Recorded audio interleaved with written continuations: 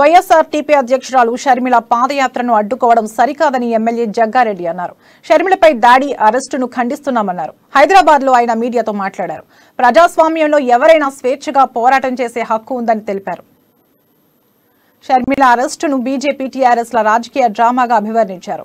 తెలంగాణలో కన్ఫ్యూజ్ రాజకీయం నడుస్తుందని అన్నారు. ఇప్పుడు పాదయాత్రలు చేయడం ఫ్యాషన్ అయిందని, వ్యక్తిగా ఇమేజ్ పెంచుకునే పనిలోనే ఉన్నారని, సమస్యలపై చేయడం లేదని విమర్శించారు. అందరూ కలిసి కాంగ్రెస్ ఓటు బ్యాంకు చీల్చాలని కుట్ర చేస్తున్నారని, టీఆర్ఎస్ కు అనుకూలించే రాజకీయం చేస్తున్నారని విమర్శించారు. బీజేపీ, టీఆర్ఎస్ షర్మిల పార్టీకి సంబంధించి రాజకీయంగా వాళ్ళు వాడుతున్నారు అనేది చాలా స్పష్టంగా కనబడుతుంది. షర్మిల ఒక పార్టీ అధ్యక్షురాలు, ఆమె ఏదైతే పాదయాత్రలు చేస్తుందో ఆ పాదయాత్రల విషయానికి వచ్చినట్టయితే ఆమె చేసే పాదయాత్రకు సంబంధించి అడ్డుకోవడం కానీ, ఆ ప్రజాస్వామ్యాన్ని కాలరాయడం కానీ అది మనం ఎవరమైనా అది ఖండించాల్సిందే.